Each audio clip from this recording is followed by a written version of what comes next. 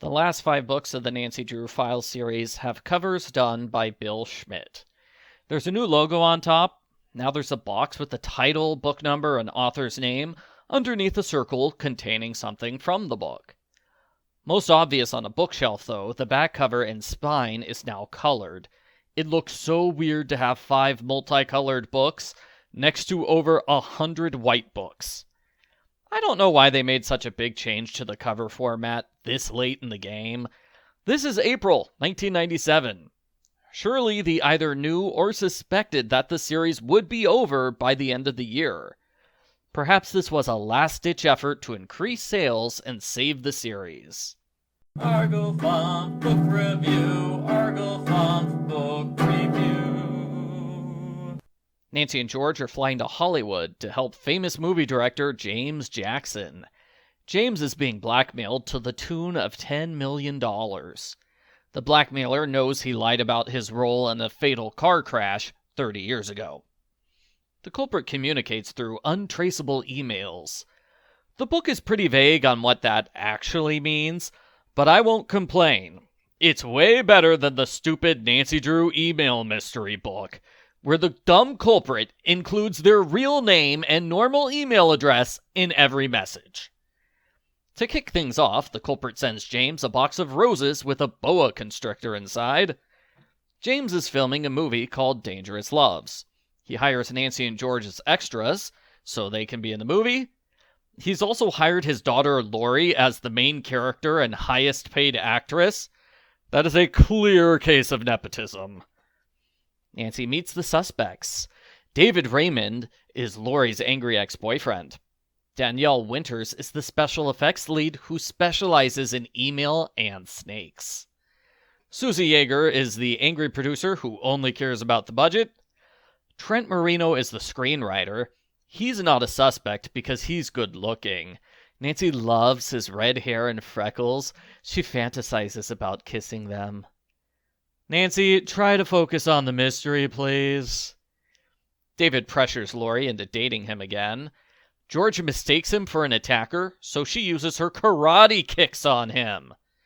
Since when is George the karate expert of this series? Nancy's supposed to be the one who knows karate. Continuity. They film a scene where David's character shoots Lori's character, but uh-oh, someone swapped the blanks with smoke pellets. Lori is shot for real. She's hurt so badly she's sent to the hospital for a few days. Everyone gives her a bunch of movies to watch while she recovers. Trent picks out a video, only it's a video from the culprit. It's got computer animation and a skeleton. Our heroes are idiots, so no one is suspicious of Trent. There's about 100 tapes here, and he just happened to pick the one tape from the culprit? Get real. Instead, everyone assumes the tape incident incriminates Danielle. She's the only one with the technological know-how to make a tape like this in under an hour. Maybe, but why do they think the tape was made an hour ago? There is no reason why the culprit couldn't have had this tape ready many days ago. Susie leaks the story to the press, and Lori talks about David's psychotic behavior. Trent takes Nancy to a romantic spot where he tells his whole life story, and they almost kiss. They film a stunt scene where a car... Yeah, nobody cares that Nancy's cheating on Ned in this book.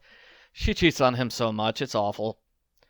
They film a stunt scene where a car almost crashes into a wall. James makes the last-minute decision to have Nancy be inside the car during the crash. This is a terrible idea. Nancy is not a professional stunt person. The car is sabotaged. The brakes are cut, the steering wheel locks. Nancy and the stunt person struggle mightily to avoid hitting someone. They crash the car into a brick wall. Luckily, this is a movie set, so the bricks are fake and they don't hurt anyone. Nancy goes to Lori's trailer, where she can't help herself from playing movie star dress-up.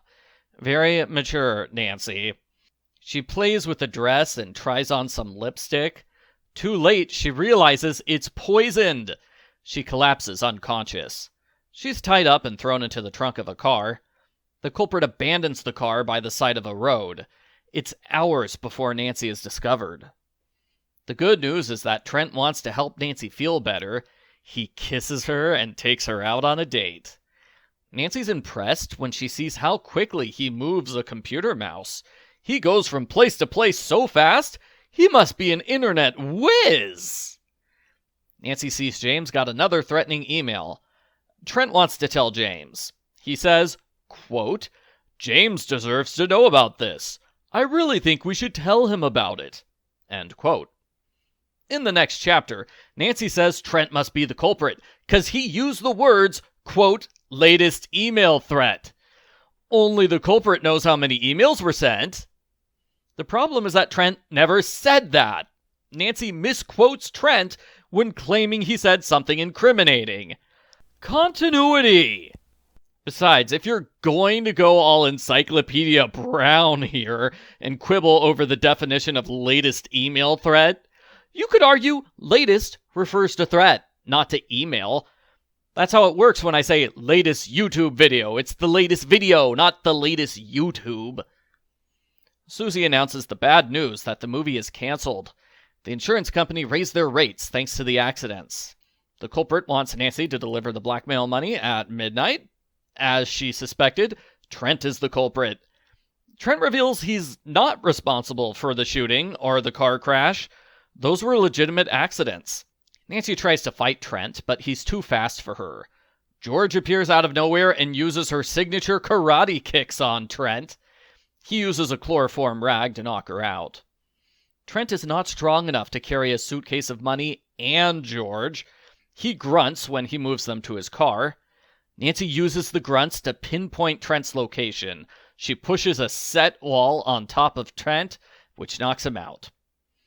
In the final chapter, they throw a party because the movie is uncanceled. The insurance company heard about Trent's arrest, so they lowered their rates. Whoa! Trent denied being behind the shooting in the car crash. He said those were legitimate accidents. So their insurance rates should not be lowered as a result of Trent's arrest.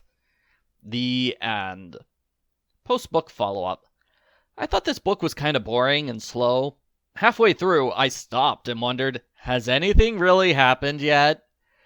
It's not a good sign when a reader forgets that someone was shot 15 pages ago. I figured Trent was the culprit because Nancy's love interest is usually the culprit in these books. And if he's not the culprit, then it's weird to give him a full backstory and motive. I double-checked the case file on the first page, because the one suspect who's not on the case file is usually the surprise culprit. I noticed the suspect motives were weird. All of their motives deal with the movie, and none of them deal with the blackmail. Indeed, the ending makes clear that the culprit had nothing to do with ruining the movie. That was all an unrelated coincidence, which happened to take up 2/3 of the book. It's almost like there was an earlier draft where the movie sabotage was the whole story, and the blackmail stuff was added during a quick rewrite. Overall, I didn't like the book. Nancy's kidnapping is exciting, and the long action scene at the end was good too. But I don't think 3 great chapters in the final third make up for 12 fairly uninteresting chapters in the rest of the book. If this was a movie, I would say, fast forward to the end. I give Nancy Drew Files number 120, Dangerous Loves, a 3 out of 10.